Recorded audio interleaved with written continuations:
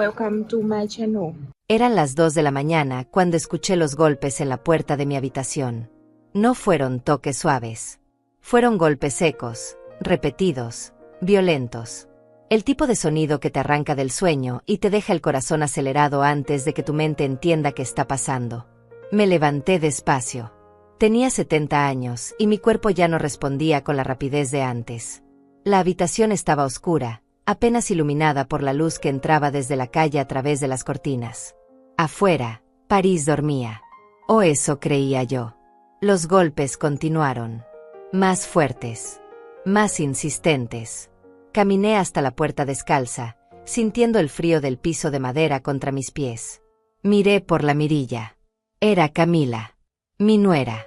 Tenía el rostro enrojecido, los ojos brillantes de rabia o de lágrimas. No podía distinguir bien. Detrás de ella estaba Alfredo, mi hijo, con las manos en los bolsillos y la mirada baja. Abrí la puerta apenas unos centímetros. ¿Qué pasa?, pregunté, manteniendo la voz tranquila aunque mi pecho temblaba por dentro. Camila empujó la puerta con fuerza.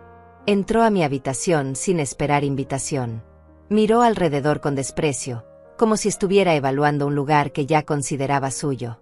«Yo quiero esta habitación», dijo, señalando la ventana que daba directo a la Torre Eiffel.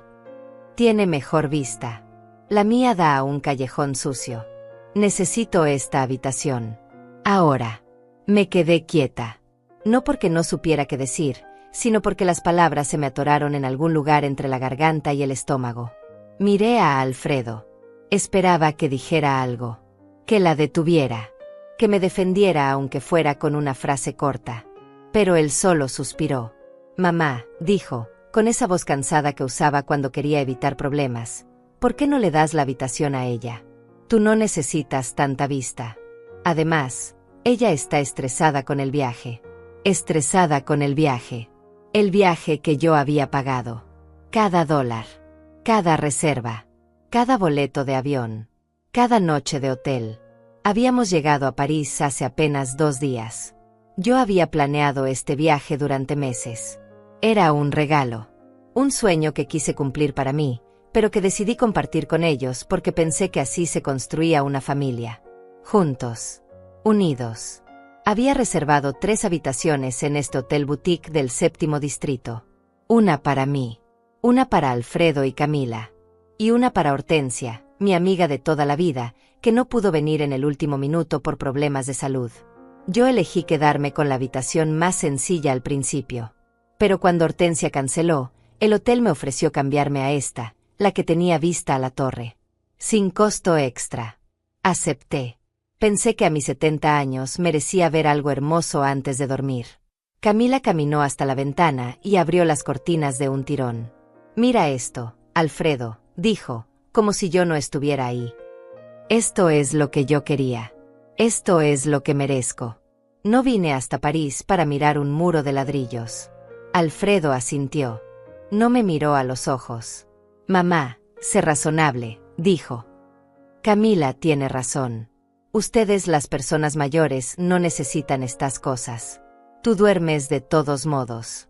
Ella quiere disfrutar la vista. Es justo». Justo. Esa palabra se quedó flotando en el aire como humo. Recordé todas las veces que había sido razonable. Todas las veces que cedí mi lugar en la mesa. Mi tiempo. Mi espacio. Mi dinero. Mis sueños. Siempre para mantener la paz. Siempre para que Alfredo no se enojara. Siempre para que Camila no armara un escándalo. Miré a mi hijo. Ese hombre de 45 años que alguna vez fue un niño que lloraba en mis brazos. Ese niño que juró que siempre me cuidaría cuando su padre murió. Ese niño que ahora no podía sostenerme la mirada. «Está bien», dije. Camila sonrió. Una sonrisa pequeña. Victoriosa. «Sabía que entenderías, Silvia. Eres una mujer inteligente». Comencé a recoger mis cosas. No tenía mucho desempacado todavía. Una blusa sobre la silla. Mis zapatos junto a la cama. Mi neceser en el baño. Tomé mi pequeña bolsa de viaje y metí todo adentro sin doblar, sin cuidado. Alfredo se acercó y puso una mano en mi hombro. «Gracias, mamá. Sabía que podíamos contar contigo». No respondí. Solo seguí guardando mis cosas. Camila ya estaba probando la cama, tocando las sábanas, abriendo el armario. Mañana vamos a desayunar a las 9, dijo, sin mirarme. No llegues tarde. Odio esperar. Cerré mi bolsa. La colgué en mi hombro. Salí de la habitación sin decir una palabra. Escuché cómo cerraban la puerta detrás de mí. Escuché la risa de Camila. Escuché el silencio de mi hijo. Bajé al lobby. Eran las 2:30 de la mañana. El recepcionista nocturno me miró con sorpresa. «Madame, ¿está todo bien? Necesito otra habitación», dije. Me asignaron una en el segundo piso. Sin vista. Con una ventana que daba a un patio interior. Silenciosa. Oscura. Perfecta para lo que estaba a punto de hacer. Cerré la puerta con seguro. Me senté en la cama. Saqué mi teléfono del bolso. Y comencé a marcar números. No siempre fue así. Hubo un tiempo en que Alfredo me miraba con respeto. Hubo un tiempo en que yo era más que una billetera con patas. Hubo un tiempo en que mi opinión importaba. Pero eso fue hace muchos años. Antes de Camila. Antes de que mi hijo aprendiera a mirar hacia otro lado cuando ella me hablaba como si fuera su empleada. Conocí a Camila cuando Alfredo tenía 33 años. Él trabajaba en una empresa de tecnología, ganaba bien, era independiente. Ella era diseñadora gráfica, o eso decía. Nunca la vi trabajar realmente. Pero tenía una sonrisa encantadora y sabía exactamente qué decir para gustarle a la gente. Al principio, fue amable conmigo. Me llamaba mamá Silvia con voz dulce. Me pedía consejos de cocina. Me abrazaba cuando llegaba a mi casa. Yo pensé que había encontrado una hija. Alguien que me acompañaría en la vejez. Alguien que amaría a mi hijo tanto como yo. Me equivoqué. El cambio fue gradual. Tan lento que no lo noté hasta que fue demasiado tarde. Primero fueron comentarios pequeños. «Ay, Silvia, esa blusa te hace ver más vieja. ¿En serio vas a comer eso a tu edad? No entiendo por qué las personas mayores son tan tercas». Alfredo se reía. Decía que Camila era directa, que eso era bueno, que yo era muy sensible. Después vinieron las peticiones. Necesitaban dinero para el depósito de un apartamento. $5,000. Se los di. Necesitaban un auto porque el de Alfredo se había descompuesto. $8,000. Se los di. Necesitaban ayuda con los muebles, con las vacaciones, con la boda de un amigo, con un curso que Camila quería tomar. Siempre decía que sí. Porque eso hacen las madres, ¿verdad? Ayudan. Apoyan. Dan sin esperar nada a cambio. Pero Camila sí esperaba. Y cada vez que yo daba, ella tomaba más. Y Alfredo la dejaba. O peor aún, la alentaba. Recordé la Navidad pasada. Yo había cocinado durante 2 días. Pavó, puré, ensaladas, postres. Había decorado mi casa con luces y flores. Había comprado regalos para ambos. Ropa cara para Camila. Un reloj que Alfredo mencionó que quería. Ellos llegaron tarde. 2 horas tarde. Sin avisar. Sin disculparse. Camila vio la mesa y frunció el ceño. ¿En serio cocinaste pavó otra vez, Silvia? Ya sabes que no me gusta. Es muy seco. Alfredo no dijo nada. Solo se sentó y comenzó a comer con el teléfono en la mano. Yo me quedé de pie en la cocina, mirando todo ese esfuerzo ignorado. Pero sonreí. Serví la comida. Limpié los platos. Les di sus regalos. Camila abrió el suyo y lo dejó a un lado sin siquiera probárselo. «Gracias», dijo, sin levantar la vista de su teléfono. «Aunque ya sabes que prefiero las marcas europeas». Alfredo ni siquiera abrió el reloj. Dijo que lo haría en casa. Nunca lo hizo. Lo encontré semanas después en el asiento trasero de su auto, todavía envuelto. Esa noche, cuando se fueron, me senté sola en mi sala. Las luces de Navidad parpadeaban. La casa olía a comida que nadie había valorado. Y yo me pregunté cuándo había dejado de ser una madre para convertirme en una obligación. Pero incluso después de eso, seguí intentando. Porque las madres no se rinden. Las madres perdonan. Las madres aman sin condiciones. Hasta que llega un momento en que el amor sin condiciones se convierte en abuso con permiso. Este viaje a Europa había sido mi último intento. Mi última ofrenda. Gasté casi $15,000 en planificarlo. Boletos de avión en clase turista premium. Hoteles bien ubicados. Reservas en restaurantes. Entradas a museos. Todo pagado. Todo organizado. Pensé que tal vez, lejos de casa, lejos de la rutina, podríamos reconectar. Pensé que Camila vería mi esfuerzo. Pensé que Alfredo recordaría quién era yo antes de ser solo una fuente de dinero. Pero en el avión, Camila se quejó de que su asiento no reclinaba lo suficiente. En el taxi desde el aeropuerto, se quejó del tráfico. En el primer hotel, se quejó de que las toallas no eran lo suficientemente suaves. Y Alfredo asentía. Siempre asentía. Yo callaba. Tragaba mis palabras. Sonreía. Hasta esta noche. Sentada en esa habitación nueva del segundo piso, sin vista, sin luz, sin nada más que 4 paredes y una cama dura, algo dentro de mí se rompió definitivamente. No fue rabia. No fue tristeza. Fue claridad. Una claridad fría y afilada como un bisturí. Comprendí que no importaba cuánto diera. Nunca sería suficiente. No porque yo fuera insuficiente, sino porque ellos eran insaciables. Comprendí que el respeto no se ruega. Se exige. Y cuando no llega, te alejas. Comprendí que había pasado 12 años siendo invisible. Y que eso tenía que terminar. Tomé mi teléfono. Busqué los correos de confirmación. Las reservas. Los recibos. Todo estaba a mi nombre. Todo lo había pagado yo. Todo estaba bajo mi control. Y por primera vez en mucho tiempo, decidí usar ese control. No para vengarme. No para herirlos. Sino para protegerme. Porque a los 70 años, ya no me quedaba tiempo para seguir siendo el tapete sobre el cual mi propia familia caminaba. Abrí la primera confirmación. El hotel. Hice clic en modificar reserva. Mis manos no temblaron. Mi corazón no dudó. Comencé a cancelar. Una por una. Cada reserva. Cada pago adelantado. Cada promesa de comodidad que yo había hecho para ellos. La pantalla del teléfono brillaba en la oscuridad. Afuera, París seguía durmiendo. Pero yo estaba más despierta que nunca. La primera llamada fue al banco. Eran las 3 de la mañana en París, pero en mi país eran las 10 de la noche. La línea de atención al cliente todavía funcionaba. Una voz amable respondió del otro lado. Buenas noches. ¿En qué puedo ayudarle? Necesito bloquear una tarjeta de crédito adicional, dije, con voz firme. La que está a nombre de Alfredo Montés. Hubo una pausa breve. El sonido de teclas. ¿Es usted la titular de la cuenta, señora Montés? Sí. Perfecto. ¿Desea bloquear la tarjeta de forma temporal o permanente? Permanente. Más teclas. Más silencio. Entendido.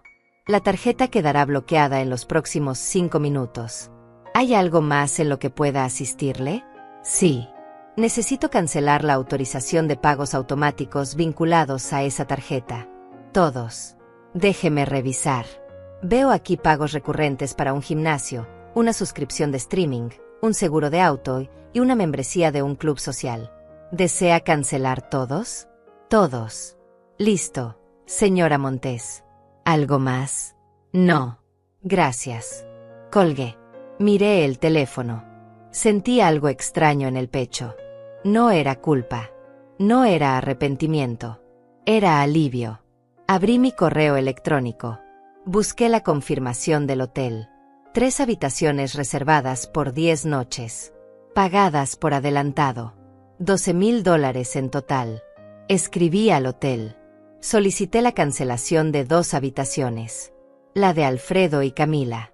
Y la que había sido de Hortensia, la que ahora ocupaba yo en el segundo piso. La política de cancelación era clara.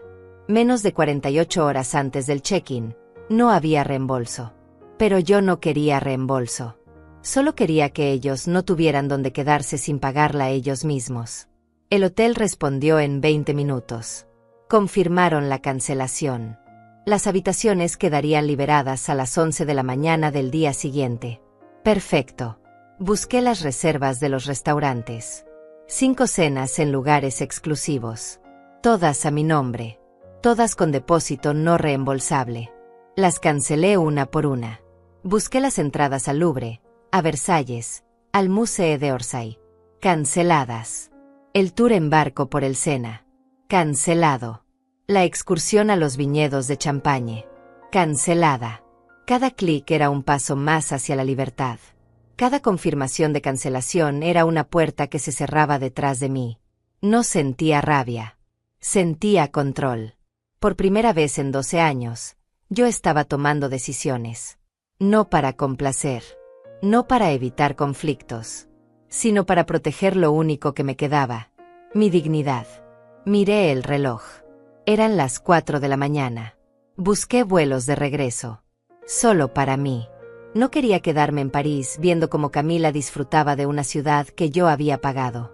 No quería seguir fingiendo que éramos una familia feliz. Encontré un vuelo directo que salía a las 2 de la tarde. Un asiento de ventanilla. Clase económica. No me importaba. Solo quería irme. Lo compré. $450. Mi dinero. Mi decisión. Después llamé al banco nuevamente. Esta vez para algo diferente. Necesito solicitar un informe de movimientos de los últimos 5 años, dije. ¿De qué cuenta, señora Montes? De la cuenta principal. La que está vinculada a la tarjeta adicional de Alfredo Montes. ¿Desea el informe en formato digital o impreso? Digital. Envíenlo a mi correo. Perfecto. Lo recibirá en las próximas 24 horas. Colgué. Sabía lo que iba a encontrar en ese informe. Años de pagos. Años de transferencias. Años de darle dinero a mi hijo para que él y su esposa vivieran una vida cómoda mientras yo vivía con lo mínimo. No lo necesitaba para convencerme de que estaba haciendo lo correcto. Lo necesitaba como evidencia. Por si acaso. Por si algún día Alfredo decidiera reclamar algo. Por si algún día Camila intentara pintarme como la villana. Porque yo sabía cómo funcionaban las historias. La madre siempre es la mala. La madre siempre es la exagerada. La madre siempre es la que no entiende. Pero esta vez iba a ser diferente. Esta vez yo tenía pruebas. Me levanté de la cama. Caminé hasta la ventana. Afuera, el patio interior estaba vacío. Oscuro. Silencioso. No había vista a la Torre Eiffel. No había luces brillantes. No había magia. Pero había paz. Abrí la ventana. El aire frío de la madrugada entró a la habitación.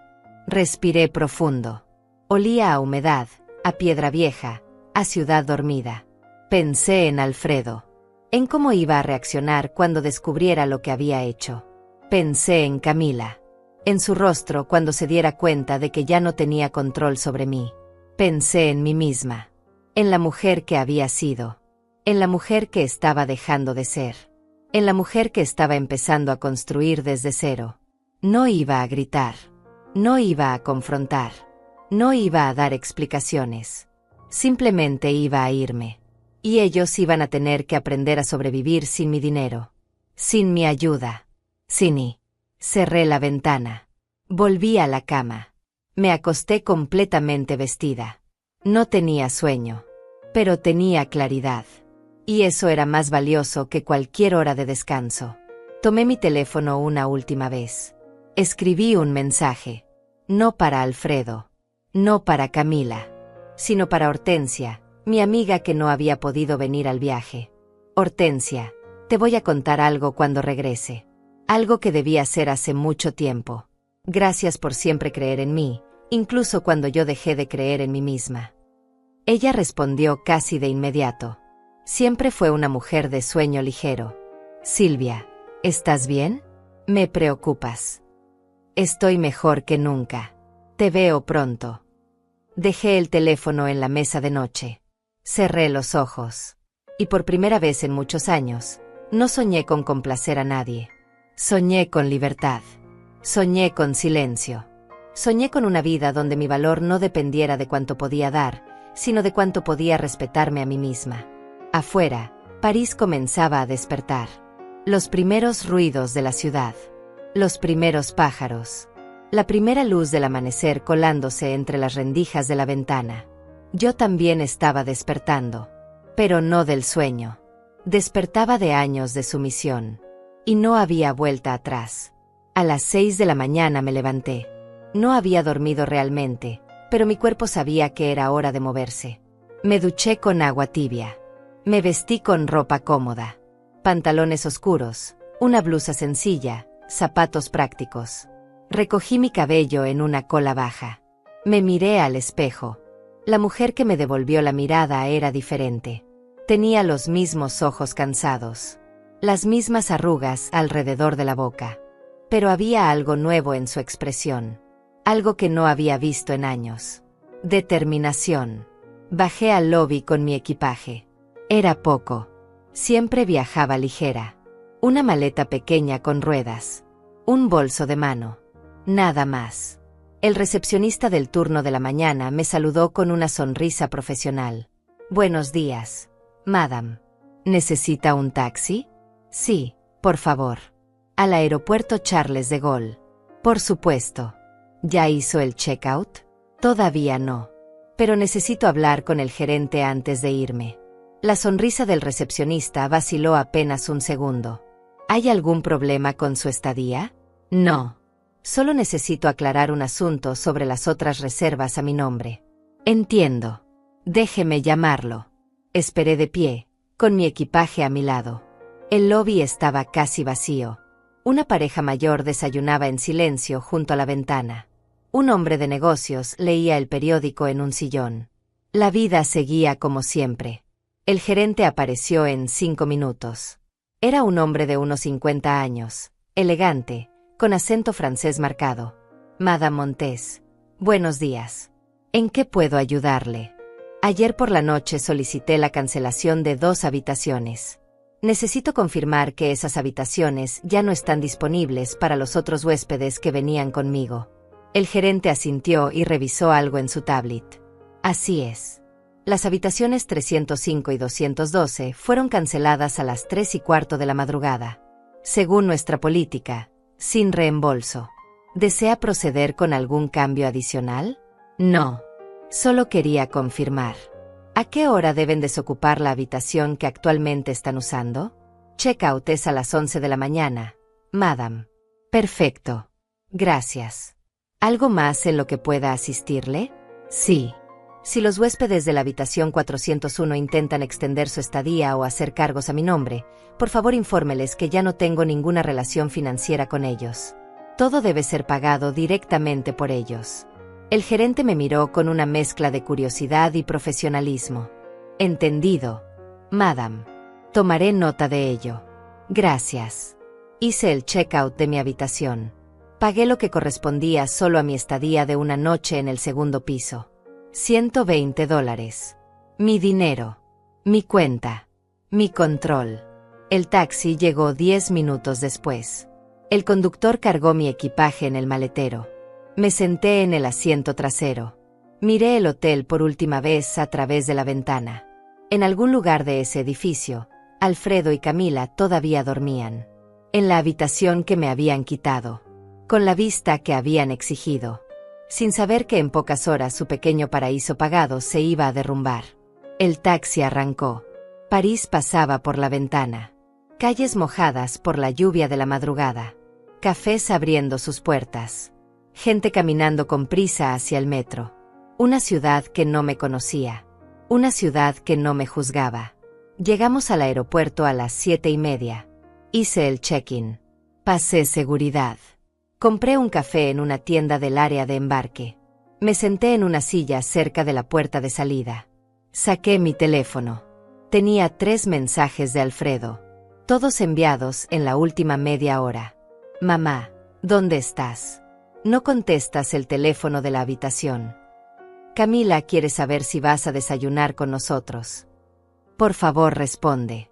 Nos preocupamos. No respondí. Tomé un sorbo de café. Estaba amargo, como siempre en los aeropuertos. Pero lo bebí de todos modos. Llegó otro mensaje.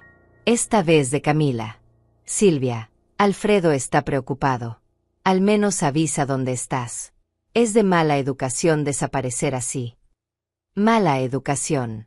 Esa mujer que había forzado la puerta de mi habitación a las 2 de la mañana me hablaba de educación. Bloqueé su número. Después bloqueé el de Alfredo. No porque odiara a mi hijo, sino porque necesitaba silencio. Necesitaba espacio. Necesitaba tiempo para reconstruirme sin su voz en mi cabeza, pidiéndome que fuera razonable. Miré alrededor. Familias con niños pequeños. Parejas jóvenes tomadas de la mano. Ejecutivos revisando laptops. Todos con destinos.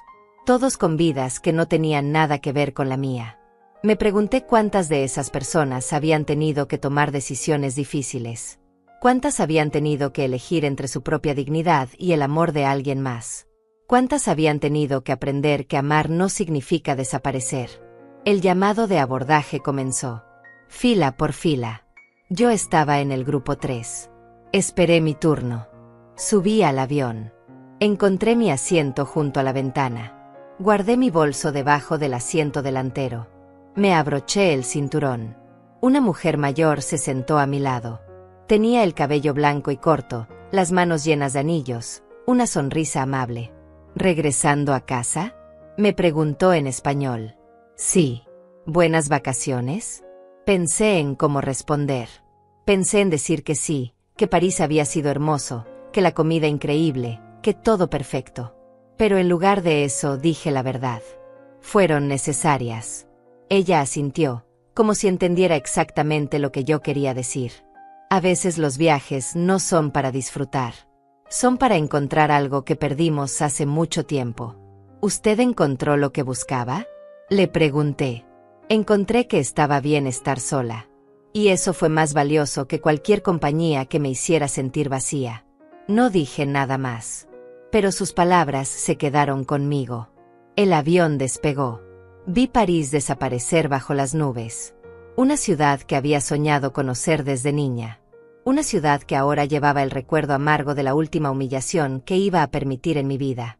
Cerré los ojos. Respiré profundo. Sentí como mi cuerpo se relajaba por primera vez en días. No sabía qué iba a pasar cuando Alfredo descubriera lo que había hecho. No sabía cómo iba a reaccionar Camila.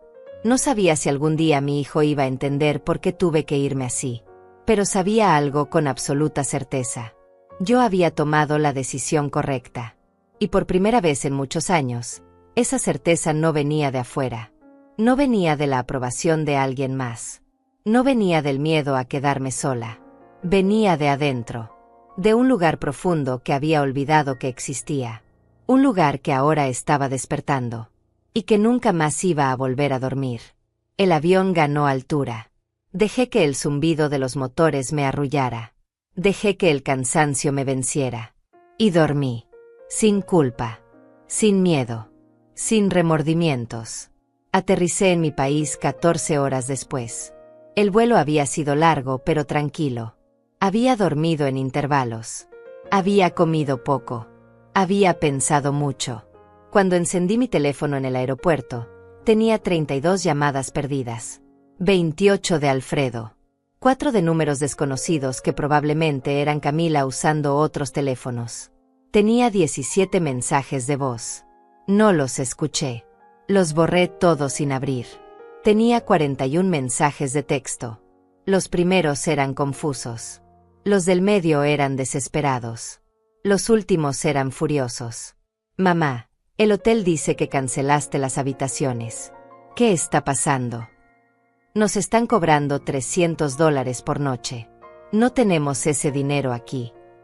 ¿Por qué no respondes? ¿Dónde estás? Camila está llorando. Dice que la avergonzaste frente al personal del hotel. La tarjeta de crédito no funciona. Dice que está bloqueada. Mamá, por favor. Necesitamos hablar. Esto es un malentendido terrible. ¿Sabes cuánto nos va a costar quedarnos aquí? ¿Sabes lo que nos estás haciendo? Eres una egoísta. Siempre lo fuiste. Solo que ahora lo demuestras. Cuando vuelvas, vamos a tener una conversación muy seria sobre tu comportamiento. No puedo creer que mi propia madre nos haga esto. Leí cada mensaje sin sentir nada, como si estuviera leyendo la historia de otra persona, como si esas palabras no estuvieran dirigidas a mí, pero sí lo estaban. Y lo único que sentía era alivio de no estar ahí para escucharlas en voz alta. Tomé un taxi a mi casa. Era un apartamento pequeño en un barrio tranquilo. 2 habitaciones. Una cocina modesta. Una sala con muebles viejos pero cómodos. Había vivido ahí durante 15 años. Desde que vendí la casa grande después de que mi esposo muriera. Alfredo siempre me decía que debía mudarme a algo más moderno. Más cerca de ellos. Camila sugería que vendiera y les diera el dinero para comprar una casa más grande donde yo pudiera tener mi propio espacio con ellos. Nunca lo hice. Algo dentro de mí se resistía. Ahora entendía por qué. Este lugar era mío. Solo mío. Nadie podía entrar sin permiso. Nadie podía exigir nada aquí. Dejé mi equipaje en la entrada. Me quité los zapatos. Caminé descalza hasta la cocina. Preparé té. Me senté en el sofá con la taza caliente entre las manos. Mi teléfono sonó. Alfredo otra vez. No contesté. Sonó de nuevo. Y de nuevo. Y de nuevo. Finalmente lo apagué. El silencio que siguió fue absoluto. Hermoso. Necesario. Bebí mi té despacio. Miré por la ventana. El sol de la tarde entraba tibio. Podía escuchar a los niños jugando en el parque cercano. Podía escuchar el viento moviendo las hojas de los árboles. Sonidos normales. Vida normal. Algo que no había tenido en mucho tiempo. Al día siguiente, fui al banco. Pedí hablar con mi asesora financiera. Se llamaba Alma. Era una mujer joven, eficiente, siempre amable. Señora Montes, qué gusto verla. ¿En qué puedo ayudarle? Necesito cerrar la tarjeta adicional de forma definitiva. Y necesito cambiar los beneficiarios de mi cuenta. Alma asintió y abrió mi expediente en su computadora. Entiendo. ¿Desea abrir una nueva cuenta o mantenerla actual? Mantenerla actual. Solo quiero asegurarme de que nadie más tenga acceso a ella. Perfecto. ¿Y los nuevos beneficiarios? Todavía no los tengo definidos. Por ahora, déjelos sin beneficiarios. Como usted prefiera. ¿Algo más? Sí. Quiero ver el historial completo de transacciones de los últimos 5 años. Todas las transferencias, todos los pagos, todo. Alma tecleó en su computadora. Su expresión se mantuvo neutral, pero vi cómo sus cejas se elevaban ligeramente mientras revisaba. Son bastantes movimientos, señora Montes. Lo sé. ¿Desea un reporte impreso o digital? Ambos. Me entregó el reporte digital en mi correo. El impreso estaría listo al día siguiente. Le agradecí y salí del banco con una sensación extraña en el pecho. Esa noche revisé el reporte en mi computadora.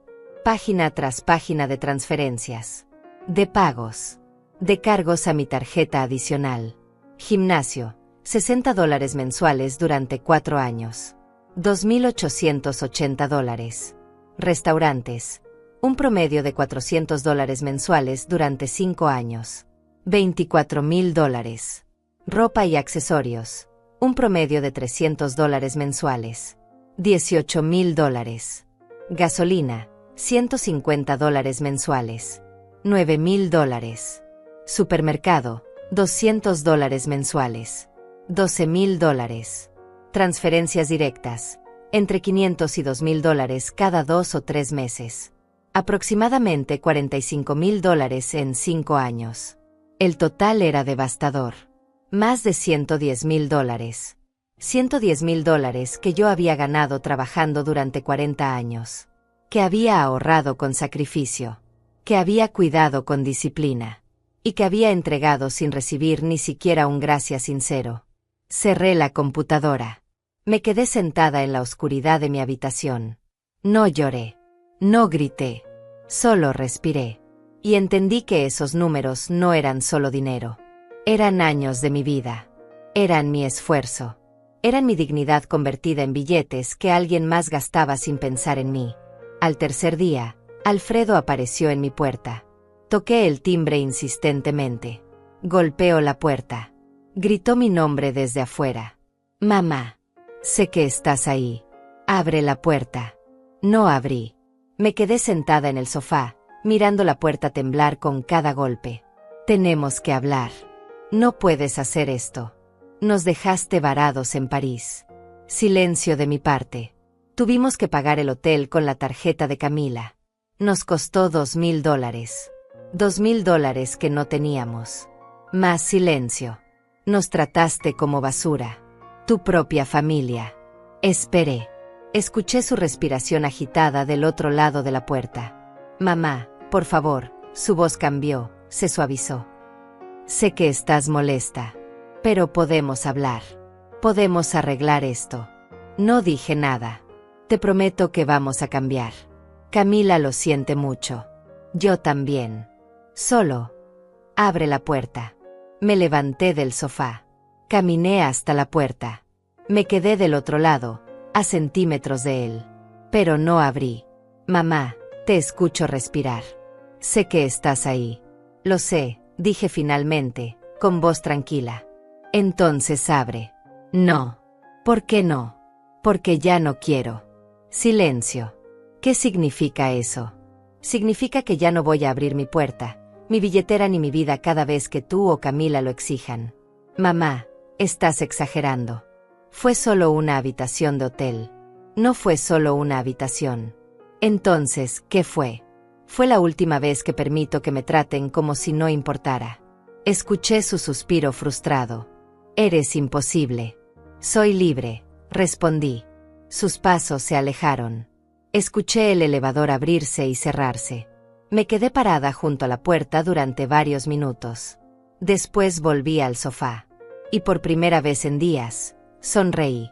Durante las siguientes 2 semanas, Alfredo intentó contactarme de todas las formas posibles. Llamadas, mensajes, correos electrónicos.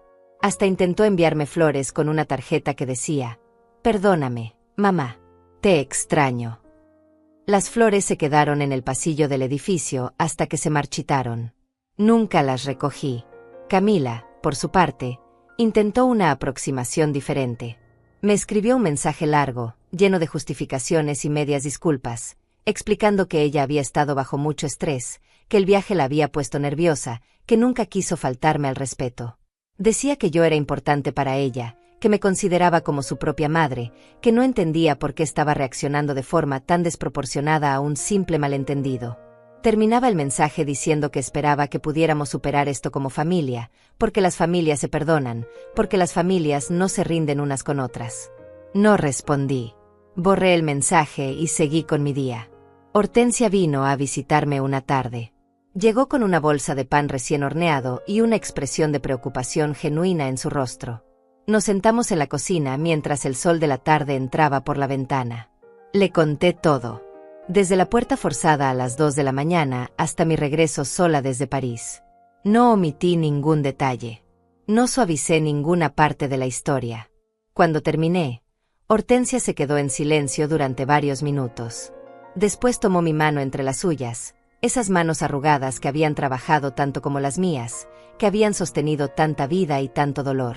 Me dijo que estaba orgullosa de mí, que había hecho lo correcto, que llevaba años esperando que yo despertara y viera lo que todos los demás ya sabíamos, que Alfredo y Camila me estaban usando, que me estaban vaciando por dentro, que me estaban convirtiendo en una sombra de quien yo había sido. Me dijo que cuando la gente te ama de verdad, no te quita la paz, te la da. Que cuando alguien te valora, no te hace sentir pequeña, te hace sentir vista. Que yo merecía más que migajas de afecto a cambio de montañas de sacrificio. Le pregunté si estaba siendo cruel. Si estaba castigando a mi hijo de forma exagerada. Si una madre de verdad haría lo que yo estaba haciendo. Ella me miró directo a los ojos y me preguntó si yo creía que una madre de verdad debía permitir que sus hijos la destruyeran. Me preguntó si el amor incondicional significaba aceptar el abuso incondicional. Me preguntó qué le diría yo a una amiga que estuviera viviendo exactamente lo mismo que yo había vivido durante años. No tuve respuesta. Porque sabía que si fuera otra persona, yo misma le habría dicho que se alejara, que pusiera límites, que se respetara. Pero cuando se trata de nuestros propios hijos, Las reglas parecen diferentes. El amor de madre viene con una culpa incorporada que ningún otro amor tiene. Viene con la idea de que debemos darlo todo, soportarlo todo, perdonarlo todo, sin importar el costo para nuestra propia alma. Hortensia se fue esa noche dejándome con más claridad de la que había tenido en mucho tiempo. No me dio soluciones mágicas ni respuestas fáciles. Solo me recordó que yo también importaba, que mi vida también tenía valor, que mis 70 años no significaban que debía desaparecer para que otros brillaran. Una mañana recibí una llamada de un número desconocido. Dudé antes de contestar, pero algo me hizo responder. Era el gerente del hotel en París. Hablaba en inglés con acento francés, con un tono profesional pero ligeramente incómodo. Me explicó que estaba llamando porque el señor Alfredo Montés había presentado una queja formal contra mí, alegando que yo había cancelado las reservas sin su consentimiento y que eso había causado daños económicos y emocionales tanto a él como a su esposa. Alfredo estaba exigiendo que el hotel me obligara a reembolsar los gastos adicionales que ellos habían tenido que cubrir durante su estadía extendida.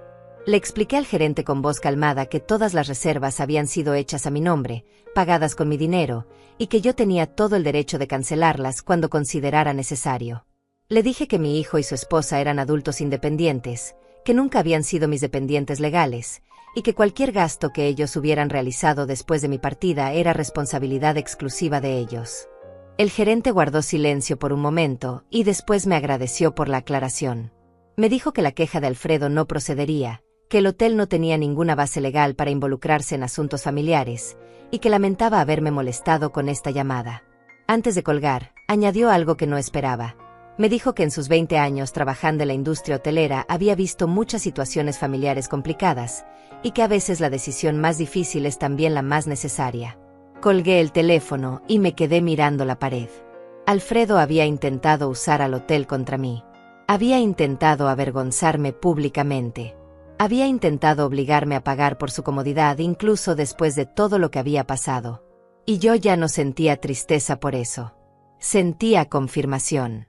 Confirmación de que había tomado la decisión correcta. 2 días después llegó una carta certificada a mi puerta. Era de un abogado. El abogado de Alfredo y Camila. La carta era formal, fría, llena de términos legales que intentaban sonar amenazantes. Decía que mis acciones habían constituido abandono familiar, negligencia emocional y daño patrimonial. Exigían una compensación de $5,000 por los gastos incurridos durante el viaje, más una disculpa pública, más la restauración inmediata de la tarjeta de crédito adicional y los privilegios financieros que ellos consideraban parte de su derecho como familia. Leí la carta 3 veces. Cada palabra, cada amenaza velada, cada intento de hacerme sentir culpable. Después la guardé en una carpeta junto con todos los recibos del viaje, junto con el informe bancario de los últimos 5 años, junto con cada mensaje de texto y cada correo electrónico que demostraba el patrón de abuso financiero y emocional que había durado más de una década. Y llamé a mi propio abogado. Mi abogado se llamaba Vicente Tierra. Era un hombre de 62 años, con 35 años de experiencia en derecho familiar y patrimonial. Lo había conocido años atrás, cuando tramité el testamento de mi esposo. Era serio, meticuloso, y tenía esa manera de hablar que te hacía sentir que todo iba a estar bien, no porque te mintiera, sino porque sabía exactamente qué hacer. Nos reunimos en su oficina un martes por la mañana. Llevé conmigo toda la documentación. Los extractos bancarios. Los recibos del viaje a París. Las confirmaciones de cancelación del hotel. Los mensajes de texto. Los correos electrónicos. La carta del abogado de Alfredo. Todo estaba organizado en carpetas transparentes, ordenado por fecha, marcado con notas adhesivas de colores. Vicente revisó cada página con atención. No dijo nada durante los primeros 20 minutos. Solo leía, asentía ocasionalmente, tomaba notas en su libreta con letra pequeña y precisa. Cuando terminó, se quitó los lentes, los limpió con un pañuelo y me miró directamente. Me explicó que la carta de amenaza que había recibido no tenía ningún fundamento legal sólido. Me dijo que el concepto de abandono familiar que ellos mencionaban no aplicaba en este caso, porque yo no tenía ninguna obligación legal de mantener económicamente a un hijo adulto de 45 años con ingresos propios. Me explicó que la negligencia emocional era un término tan vago que ningún juez lo tomaría en serio en estas circunstancias, especialmente cuando había evidencia clara de que yo había sido quien financió el viaje completo de forma voluntaria y luego ejercí mi derecho de cancelar reservas que estaban a mi nombre. Me dijo que el daño patrimonial que ellos alegaban era inexistente, porque nunca habían tenido derecho legal sobre mi dinero, y porque todas las transacciones habían sido realizadas con mi consentimiento explícito hasta el momento en que decidí revocar ese consentimiento. Después me preguntó qué quería hacer. Si quería responder a la carta con una simple negativa, si quería ignorarla completamente, o si quería tomar medidas más activas para protegerme de futuras reclamaciones.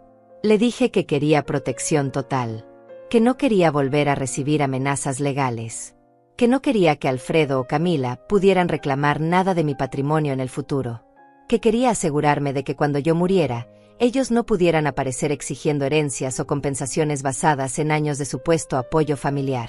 Vicente asintió y comenzó a tomar notas. Me explicó que podíamos hacer varias cosas. Primero, responder formalmente a la carta del abogado de Alfredo con documentación que demostrara que sus alegatos eran infundados y que cualquier intento de continuar por esa vía sería considerado acoso legal. Segundo, modificar mi testamento para dejar muy claro que Alfredo quedaba excluido como heredero debido a un patrón documentado de abuso económico. Tercero, crear un documento notariado que estableciera de forma explícita que yo no tenía ninguna deuda ni obligación pendiente con mi hijo o con mi nuera, y que cualquier dinero dado en el pasado había sido un regalo voluntario sin expectativa de devolución ni de continuidad. Le dije que hiciera todo, que quería cada protección legal posible, que había pasado demasiados años siendo vulnerable y que ahora quería blindarme contra cualquier posibilidad de manipulación futura. Vicente trabajó rápido. En una semana teníamos lista la respuesta formal al abogado de Alfredo. Era un documento de 4 páginas, lleno de lenguaje legal preciso y contundente, que básicamente decía que mis acciones habían sido completamente legales, que no existía ninguna base para sus reclamaciones, que cualquier intento de continuar con amenazas o demandas sería considerado acoso y podría resultar en contrademandas por daño emocional y gastos legales. Incluía como anexos copias de todos los recibos que demostraban que yo había financiado el viaje completo, copias de las confirmaciones de cancelación que probaban que actué dentro de mis derechos, y una declaración firmada por mí explicando las circunstancias que llevaron a mi decisión de separarme económicamente de mi hijo. El testamento nuevo fue más complejo. Vicente me explicó que necesitábamos redactarlo de forma que fuera imposible de impugnar. Me sugirió que incluyera una cláusula de desheredación expresa, donde yo declaraba específicamente que estaba excluyendo a Alfredo Montes como heredero, no por falta de claridad mental ni por manipulación de terceros, sino por decisión consciente y documentada basada en años de comportamiento abusivo. Me sugirió que incluyera ejemplos específicos sin entrar en detalles excesivamente personales. El patrón de dependencia económica, la falta de reciprocidad emocional, el episodio específico de París que había sido la gota que derramó el vaso. Le pregunté a quién debía dejar como heredera entonces. No tenía otros hijos. No tenía hermanos vivos. Mis padres habían muerto hacía décadas. Vicente me recordó que yo tenía opciones más allá de la familia de sangre. Podía dejar mis bienes a amigos cercanos, a organizaciones benéficas, a causas en las que yo creyera. Podía crear un fideicomiso que administrara mis recursos para ayudar a personas en situaciones vulnerables. Podía dividir mi patrimonio entre varias entidades diferentes. Lo importante era que la decisión fuera mía y que quedara documentada de forma que nadie pudiera cuestionarla después de mi muerte. Pensé en Hortensia. Pensé en las enfermeras del hospital donde había trabajado durante años. Pensé en el refugio de mujeres mayores que operaba en mi barrio, ese lugar que siempre necesitaba donaciones y voluntarios. Pensé en cuántas mujeres como yo habían pasado sus vidas dando y dando hasta quedar vacías, sin nadie que las cuidara cuando ya no podían seguir dando. Le dije a Vicente que quería dividir mi patrimonio en 3 partes. Una tercera parte para Hortensia, porque ella había sido la única persona que me había visto realmente durante todos estos años. Una tercera parte para el refugio de mujeres mayores, con la condición de que usaran el dinero para crear un programa de apoyo legal para mujeres que estuvieran siendo abusadas financieramente por sus familias. Y una tercera parte para una beca educativa destinada a mujeres mayores de 60 años que quisieran retomar estudios o iniciar nuevos proyectos de vida. Vicente sonrió cuando terminé de explicarle. Me dijo que era un testamento hermoso, lleno de propósito y dignidad. Me dijo que pocas personas tenían el valor de tomar decisiones tan claras sobre su legado. La reunión de mediación con Alfredo se programó para 3 semanas después. Fue idea de su abogado, quien aparentemente pensó que si nos sentábamos cara a cara, yo cedería, me sentiría culpable, volvería a abrir la billetera. Vicente me advirtió que era una táctica común, intentar usar la emoción y la presión social para lograr lo que la ley no podía darles. Le dije que estaba lista, que no tenía miedo, que había pasado demasiado tiempo teniendo miedo y que ahora solo sentía claridad. El día de la reunión llegó. Era un viernes por la tarde. Nos encontramos en una sala de conferencias neutral, en el edificio donde trabajaba el mediador asignado al caso. Era un espacio frío, con una mesa larga de madera oscura, sillas incómodas, y una ventana que daba a un estacionamiento gris. Llegué 15 minutos antes. Vicente venía conmigo, con su maletín de cuero gastado lleno de documentos organizados. Nos sentamos de un lado de la mesa. Esperamos en silencio. Alfredo y Camila llegaron exactamente a tiempo.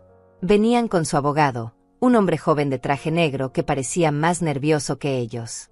Alfredo no me miró cuando entró. Camila sí. Me miró con esos ojos que alguna vez usó para convencerme de que era parte de la familia, pero ahora solo veía desprecio mal disimulado. El mediador abrió la sesión explicando las reglas. Respeto mutuo. Turnos para hablar. Enfoque en soluciones. Todo muy civilizado. Todo muy correcto. Pero yo sabía que lo que estaba por venir no tenía nada de civilizado. El mediador le dio la palabra primero al abogado de Alfredo. El hombre joven se aclaró la garganta, abrió una carpeta delgada y comenzó a hablar con un tono que intentaba sonar firme, pero que temblaba ligeramente en los bordes. Explicó que estábamos ahí porque se había producido una ruptura familiar grave, una ruptura que había causado daño emocional y económico a sus clientes, y que ellos buscaban una resolución justa que restaurara la relación y compensara los perjuicios sufridos. Dijo que Alfredo y Camila habían viajado a París confiando en que el viaje estaba completamente cubierto, que esa confianza había sido establecida por mí de forma explícita, y que mi decisión repentina de cancelar las reservas y abandonarlos en un país extranjero sin previo aviso había constituido un acto de negligencia y crueldad injustificado. Mencionó que ellos habían tenido que gastar dinero que no tenían planeado gastar, que habían sufrido humillación pública en el hotel cuando les informaron que las habitaciones ya no estaban pagadas, y que todo esto había generado un estrés severo que afectó tanto su salud emocional como su relación de pareja. Continuó diciendo que más allá del incidente de París, existía un patrón preocupante de comportamiento errático de mi parte, que yo había cortado comunicación de forma abrupta, que había bloqueado sus números de teléfono sin explicación, que había eliminado el acceso a recursos financieros que ellos consideraban parte del apoyo familiar normal entre madre e hijo, que mi comportamiento sugería posibles problemas de salud mental relacionados con mi edad, y que ellos estaban genuinamente preocupados por mi bienestar. Terminó su exposición diciendo que sus clientes no buscaban castigarme ni enriquecerse a mi costa, sino simplemente restaurar una relación que había sido importante para todos, establecer límites claros y saludables, y recibir una compensación razonable por los gastos inesperados que tuvieron que asumir en París, un monto que estimaban en $5,000 más una disculpa formal. El mediador asintió y tomó notas. Después me miró a mí. Vicente levantó la mano indicando que él hablaría primero. Abrió su maletín y sacó 3 carpetas gruesas. Las colocó sobre la mesa con un sonido seco que resonó en la sala silenciosa. Comenzó explicando que íbamos a presentar documentación exhaustiva que demostraría no solo que las acusaciones de sus clientes eran infundadas, sino que existía un patrón de abuso económico y emocional que se había extendido durante más de una década. Dijo que mi decisión de separarme de mi hijo y su esposa no había sido impulsiva ni producto de ningún deterioro mental, sino el resultado de años de tolerancia, paciencia y finalmente claridad sobre una situación insostenible. Abrió la primera carpeta y comenzó a mostrar los extractos bancarios. Página por página. Año por año. Señaló con un marcador rojo cada transferencia, cada pago, cada cargo realizado con la tarjeta adicional que yo había proporcionado a Alfredo. Explicó que en un periodo de 5 años, yo había transferido directa e indirectamente más de $110,000 a mi hijo y su esposa. Que esto no incluía regalos físicos, comidas pagadas, o ayuda no monetaria. Que esto representaba casi el 40% de mis ahorros totales de toda una vida de trabajo. Mostró los recibos del viaje a París. Cada boleto de avión. Cada noche de hotel. Cada reserva de restaurante. Cada entrada a museo. Todo pagado por mí. Todo a mi nombre. Todo bajo mi responsabilidad legal y financiera. Explicó que yo había ejercido mi derecho legítimo de cancelar servicios que yo misma había contratado y pagado, y que no existía ninguna obligación legal ni moral de mantener esos servicios una vez que decidí que ya no deseaba continuar con el viaje. Abrió la segunda carpeta y mostró los mensajes de texto, los correos electrónicos, la documentación del incidente en París. Leyó en voz alta, con tono neutro pero claro, el mensaje que Camila me había enviado después de forzar la puerta de mi habitación a las 2 de la mañana. Leyó las palabras de Alfredo pidiéndome que fuera razonable, que cediera mi habitación, que no causara problemas. Leyó los mensajes posteriores donde me llamaban egoísta, donde me culpaban por arruinar el viaje, donde me exigían explicaciones como si yo les debiera justificación por cada decisión que tomaba con mi propia vida y mi propio dinero. El rostro de Alfredo se puso rojo. Camila miraba la mesa con los labios apretados. Su abogado intentó interrumpir diciendo que esos mensajes estaban sacados de contexto, que habían sido escritos en un momento de estrés emocional, que no representaban la verdadera naturaleza de la relación. Vicente lo ignoró y continuó. Abrió la tercera carpeta y mostró testimonios escritos. Uno de Hortensia, explicando que había sido testigo durante años de cómo Alfredo y Camila me trataban, cómo me pedían dinero constantemente, cómo minimizaban mis sentimientos y me hacían sentir que mi única función era proveer recursos.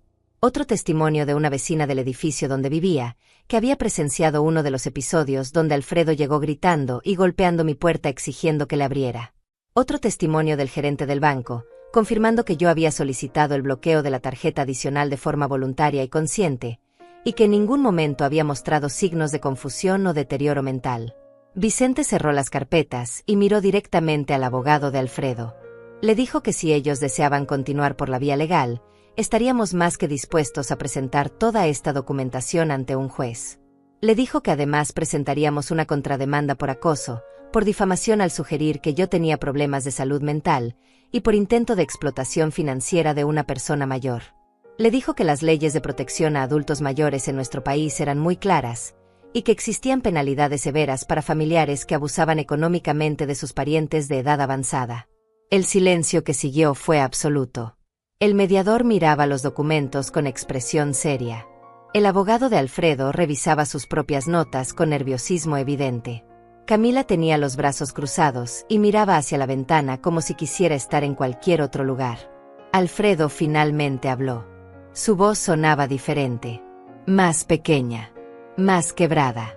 Dijo que nunca quiso que las cosas llegaran a este punto, que él solo había querido mantener una buena relación conmigo, que sí, tal vez habían cometido errores, tal vez habían sido insensibles en París, pero que eso no justificaba que yo cortara todo contacto y los dejara sin el apoyo que siempre habían tenido. Dijo que él era mi único hijo, que eso tenía que significar algo, que las familias no se rendían así como así por un malentendido. Respiré profundo antes de hablar. Fue la primera vez que abrí la boca desde que había entrado a esa sala. Le dije que él tenía razón en una cosa, que las familias no se rendían por un malentendido, pero que esto no había sido un malentendido. Le dije que durante 12 años yo había observado cómo él y Camila tomaban sin nunca dar nada a cambio. Ni siquiera respeto. Ni siquiera consideración básica. Le dije que yo había confundido el amor con la sumisión, que había creído que ser buena madre significaba desaparecer para que ellos pudieran brillar, que había aceptado migajas de afecto a cambio de montañas de sacrificio. Le dije que el incidente en París no había sido el problema. Había sido el símbolo. El momento en que finalmente vi con claridad lo que llevaba años negando. Que para él y para Camila yo no era una persona. Era un recurso. Una fuente de dinero, una solución conveniente para sus problemas. Le dije que él nunca preguntó cómo estaba yo. Nunca preguntó si yo necesitaba algo. Nunca ofreció ayudarme con nada. Solo aparecía cuando necesitaba dinero o cuando Camila quería algo. Y que yo había permitido eso porque tenía miedo. Miedo de quedarme sola. Miedo de perder a mi único hijo. Miedo de admitir que el niño que yo crié se había convertido en un hombre que no me veía. Le dije que los $5,000 que ellos reclamaban eran una broma cruel. Que yo les había dado $110,000 en 5 años. Que nunca pedí devolución. Que nunca exigí agradecimiento. pero que tampoco iba a seguir dando mientras ellos seguían tomando, como si fuera mi obligación financiar sus vidas para siempre. Le dije que él era un adulto de 45 años con trabajo, con ingresos, con capacidad de mantenerse a sí mismo. Que Camila también era adulta. Que ellos no me necesitaban. Me usaban. Y que había una diferencia enorme entre esas dos cosas. Camila intentó interrumpir diciendo que yo estaba siendo dramática, que estaba exagerando todo, que ellos siempre me habían querido. La miré directamente por primera vez. Le dije que forzar la puerta de alguien a las 2 de la mañana para exigir su habitación no era amor. Que hablarme como si fuera su empleada no era amor. Que ignorar mis sentimientos constantemente no era amor. Que el amor no se grita. El amor se demuestra. Y que ella nunca me había demostrado nada excepto desprecio disfrazado de familiaridad. El mediador intervino diciendo que entendía que había emociones muy fuertes en juego, pero que necesitábamos enfocarnos en posibles soluciones. Vicente dijo que la solución era simple. Que Alfredo y Camila retiraran todas sus demandas y amenazas legales. Que aceptaran que no recibirían ninguna compensación económica. Que firmaran un documento reconociendo que yo no tenía ninguna obligación legal ni moral de proveerles apoyo financiero. Y que respetaran mi decisión de mantener distancia. El abogado de Alfredo pidió un receso para consultar con sus clientes. Salieron de la sala. Vicente y yo nos quedamos sentados en silencio. Me preguntó cómo me sentía. Le dije la verdad. Que me sentía cansada, pero también libre. Alfredo y Camila regresaron 20 minutos después. Su abogado anunció que retiraban sus demandas. Que no buscarían compensación. Que solo pedían que mantuviéramos las cosas civilizadas, que dejáramos abierta la posibilidad de reconciliación en el futuro. Vicente me miró. Le dije que aceptaba la primera parte, que rechazaba la segunda. Firmamos los documentos. Cada uno recibió una copia. La mediación terminó. Cuando salí de ese edificio, el sol estaba poniéndose. El cielo estaba pintado de naranjas y rosas. Respiré el aire fresco de la tarde. Y supe que había hecho lo correcto. Han pasado 6 meses desde aquel día en la sala de mediación. 6 meses desde que firmé los documentos que cerraron legalmente ese capítulo de mi vida. 6 meses desde que vi a Alfredo por última vez. No he recibido llamadas. No he recibido mensajes. No he recibido flores, ni tarjetas, ni intentos de reconciliación. Al principio pensé que eso me dolería. Que sentiría la ausencia como un vacío imposible de llenar. Pero no fue así. Lo que sentí fue espacio. Espacio para respirar sin miedo a que alguien me pidiera algo. Espacio para tomar decisiones pensando solo en mí. Espacio para recordar quién era yo antes de convertirme en la madre que daba todo y la mujer que no importaba. Mi rutina cambió completamente. Me levanto temprano, no porque tenga obligaciones, sino porque disfruto ver el amanecer desde mi ventana con una taza de té caliente entre las manos. Camino por el parque cercano 3 veces por semana. Me he inscrito en un taller de cerámica en el centro comunitario. Mis manos, que durante años solo sirvieron para dar dinero y firmar cheques, ahora crean cosas. Vasijas imperfectas. Platos desparejos. Cosas que no tienen valor económico, pero que tienen mi esfuerzo, mi tiempo, mi presencia. Hortensia viene a visitarme cada martes. Cocinamos juntas, hablamos de todo y de nada, nos reímos de cosas que solo nosotras entendemos. Me dice que me ve diferente, más ligera, más presente. Me dice que es como si yo hubiera estado durmiendo durante años y finalmente hubiera despertado. Tiene razón. Estuve durmiendo. Durmiendo bajo el peso de expectativas que nunca debí cargar. Durmiendo bajo la ilusión de que el amor de madre significaba desangrarme hasta quedar vacía. Durmiendo bajo el miedo de que si dejaba de dar, dejaría de importar. Pero desperté. Y descubrí que importo precisamente porque dejé de dar a quienes solo sabían tomar. El refugio de mujeres mayores donde destiné parte de mi herencia me invitó a dar una charla. Querían que compartiera mi historia con otras mujeres que estaban pasando por situaciones similares. Al principio dudé. No me consideraba especial. No me consideraba valiente. Solo me consideraba una mujer mayor que finalmente había dicho basta. Pero acepté. Y cuando llegué a ese salón lleno de rostros arrugados, de ojos cansados, de mujeres que habían dado tanto que ya no sabían quiénes eran sin alguien a quien darle, entendí por qué mi historia importaba. Les conté todo. Desde la puerta forzada a las 2 de la mañana hasta la sala de mediación 6 meses atrás. No omití los momentos de duda. No omití las noches en que me pregunté si estaba siendo cruel. No omití el dolor de aceptar que mi hijo me había usado durante años sin verme realmente. Cuando terminé, el silencio fue profundo. Después, una mujer de cabello gris se levantó y comenzó a aplaudir. Otra la siguió. Después otra. Pronto todo el salón estaba de pie, aplaudiendo, algunas llorando, otras sonriendo, todas viendo en mi historia un reflejo de sus propias batallas silenciosas. Una mujer se me acercó después y me abrazó. Me susurró al oído que llevaba 15 años dándole dinero a su hija adulta, que su hija la trataba como cajero automático, que ella tenía miedo de decir que no porque era lo único que las mantenía conectadas. Me preguntó cómo encontré el valor para alejarme. Le dije la verdad. Que no fue valor. Fue supervivencia. Que llegó un momento en que tuve que elegir entre mi dignidad y su aprobación. Y que elegir la dignidad no me hizo mala madre. Me hizo mujer completa. He pensado en Alfredo. No puedo decir que no lo extraño. Extraño al niño que fue. Extraño la idea de lo que pudo haber sido nuestra relación. Pero no extraño al hombre en que se convirtió. No extraño la versión de mí misma que él necesitaba que yo fuera para poder seguir usándome. A veces me pregunto si él habrá reflexionado. Si habrá entendido finalmente que lo que perdió no fue una fuente de dinero, sino una madre que lo amaba. Si habrá comprendido que Camila lo llevó por un camino de comodidad que terminó costándole la única familia de sangre que tenía. Pero esas preguntas ya no me quitan el sueño. Porque las respuestas no dependen de mí. Yo hice mi parte. Di amor durante décadas. Di apoyo. Di recursos. Di oportunidades. Di paciencia. Ya no me queda nada que dar. Y está bien. Porque finalmente entendí que mi vida tiene valor incluso cuando no estoy dando nada a nadie. Mi testamento está firmado. Mi patrimonio está protegido. Mis decisiones están documentadas. Cuando yo muera, Hortensia recibirá lo suficiente para vivir sus últimos años con dignidad. El refugio de mujeres mayores tendrá fondos para seguir ayudando a mujeres como yo. Y habrá una beca con mi nombre para mujeres que quieran comenzar de nuevo después de los 60. Alfredo no recibirá nada. Y no porque quiera castigarlo, sino porque ya le di todo lo que tenía.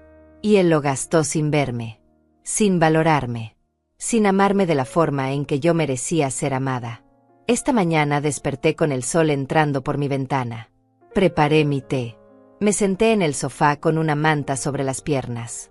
Miré alrededor de mi apartamento pequeño. Los muebles viejos. Las paredes que necesitan pintura. La vida sencilla que construí con mis propias manos. Y sonreí. Porque esta vida es mía. Nadie me la quitó. Nadie me la exigió. Nadie me hizo sentir que no era suficiente. Tengo 70 años. No sé cuántos me quedan. Pero sé que cada día que me queda será vivido en mis propios términos. No como la madre que daba todo, sino como la mujer que finalmente aprendió que quedarse no siempre es amor. A veces, irse es el acto más valiente. Y cerrar la puerta, el acto más digno. Mi puerta tiene cerradura nueva. Nadie entra sin mi permiso. Y eso, finalmente, es paz.